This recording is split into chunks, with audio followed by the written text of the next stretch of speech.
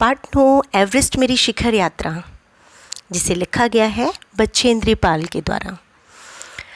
बछेंद्री पाल का जन्म सन 24 मई 1954 को उत्तरांचल के चमोली ज़िले के बम्पा गांव में हुआ था। पिता पढ़ाई का खर्च नहीं उठा सकते थे क्योंकि उनका परिवार बहुत मध्यम था, अतः बछेंद्री को 8वीं से आगे की पढ़ाई का खर्च सिलाई कढ़ाई करके जुटाना पड़ा। विषम परिस्थितियों के बावजूद बछेंद्री ने संस्कृत में MA और फिर B.Ed की शिक्षा हासिल की। बछेंद्री को पहाड़ों पर चढ़ने का बचपन से शौक था। पढ़ाई पूरी करके वह एवरेस्ट अभियान दल में शामिल हो गई। कई महीनों के अभ्यास के बाद आखिर वह दिन आ ही गया जब उन्होंने एवरेस्ट विजय के लिए प्रयाण किया। प्रस्तुत लेख में बछेंद्री पाल ने अभियान का बड़ा रोमांचकारी वर्णन किया है। 7 मार्च को एवरेस्ट अभियान दल दिल्ली से काठमांडू के लिए चला। नमचे बाज़ार से लेखिका ने एवरेस्ट को निहारा तो उसे बड़ा खूबसूरत लगा, जैसे वो उसे अपनी ओर खींच रहा हो। लेखिका ने एवरेस्ट पर एक बड़ा भारी बर्फ़ का पूल देखा। यह तेज हवा के कारण बनता है।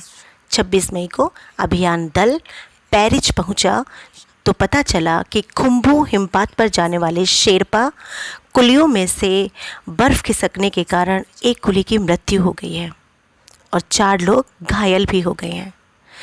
बेस कैंप पहुंचकर पता चला कि प्रतिकूल जलवायु के कारण एक रसोई सहायक की भी मृत्यु हो गई है। फिर दल को कुछ जरूरी प्रशिक्षण दिया गया और 29 अप्रैल को 7,900 मीटर ऊंचाई पर स्थित बेस कैंप पहुंचे, जहां तेंजिन ने लेखिका का हौसला बढ़ाया। 15-16 मई 1984 को अचानक रात 12:30 बजे कैंप पर ग्लेशियर टूट पड़ा, जिससे कैंप तहस नहस हो गया। कैंप में हर व्यक्ति को कहीं ना कहीं चोट लगी थी। लेखिका तो बर्फ़ में दब गई थी। उन्हें बर्फ़ से निकाला गया। फिर कुछ दिनों बाद लेखिका साउथ कोल कैंप पहुंची। वहां उन्होंने अपने पीछे आने वाले साथियों की मदद करके सबको खुश कर दिया। अगले दिन वह प्रातः ही अंग दोरजी के साथ शिखर यात्रा पर निकली, क्योंकि अभी दल में से कोई भी आगे बढ़ने के लिए तैयार नहीं था। अथक परिश्रम के बाद वे शिखर कैंप पहुँचे। एक और साथी लाहटू के आ जाने से और ऑक्सीजन आपूर्ति बढ़ जाने से चढ़ाई और भी आसान हो गई। 23 मई 1984 को दोपहर 1:07 पर लेखिका एवरेस्ट की चोटी पर खड़ी थी। वह एवरेस्ट चढ़ने वाली पहली भारतीय महिला बनी थी। चोटी पर 2 व्यक्तियों के साथ खड़े होने की जगह नहीं थी। उन्होंने बर्फ़ के फावड़े से बर्फ़ की खुदाई कर अपने आप को सुरक्षित किया। लेखिका ने घुटनों के बल बैठकर सागर माथे के ताज को चूमा, फिर दुर्गा माँ तथा हनुमान चालीसा को कपड़े में लपेटकर बर्फ़ में दबा दिया। अंगदोरजी ने उन्हें गले से लगाकर बधाई दी। कर्नल खुल्लर ने उन्हें बधाई देते हुए कहा, मैं तुम्हारे माता पिता को बधाई देना चाहूँगा कि देश को तुम पर गर्व है। अब तुम जो नीचे आओगी तो तुम्हें एक नया ही संसार देखने को मिलेगा और जो तुम चाहोगी वो तुम्हारे हाथ में होगा। यह पाठ भारतीय महिला एवरेस्ट विजेता बछेंद्री पाल द्वारा लिखा गया उनका आत्मकथात्मक संस्मरण है।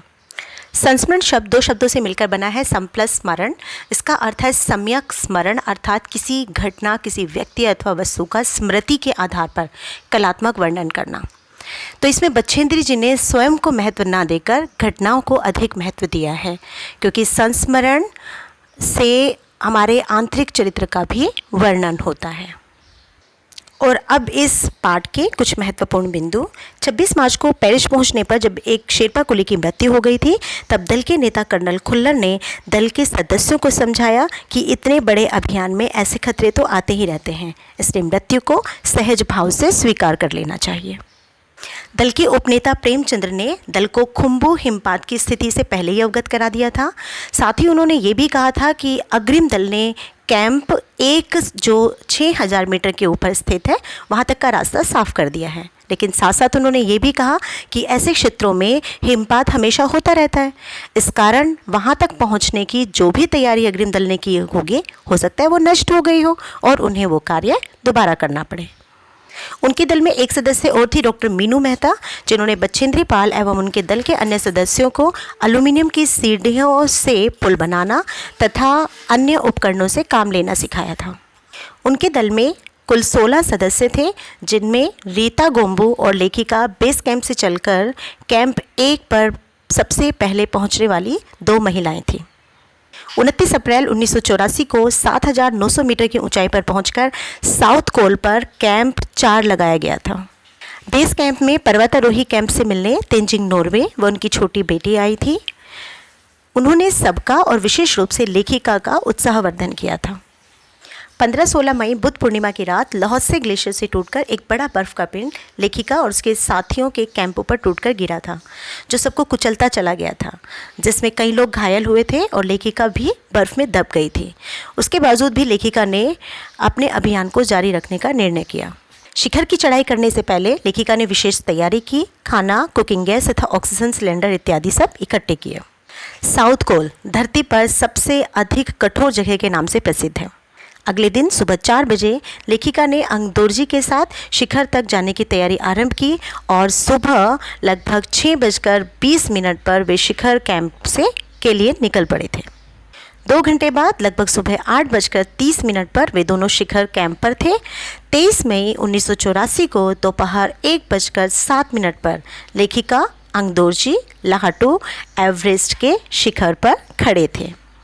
तो इस प्रकार इस भारत की बेटी की दुर्गम यात्रा पूर्ण हुई। उनकी अनूठी उपलब्धि को ये देश हमेशा याद रखेगा और उन पर हमेशा गर्व करता रहेगा।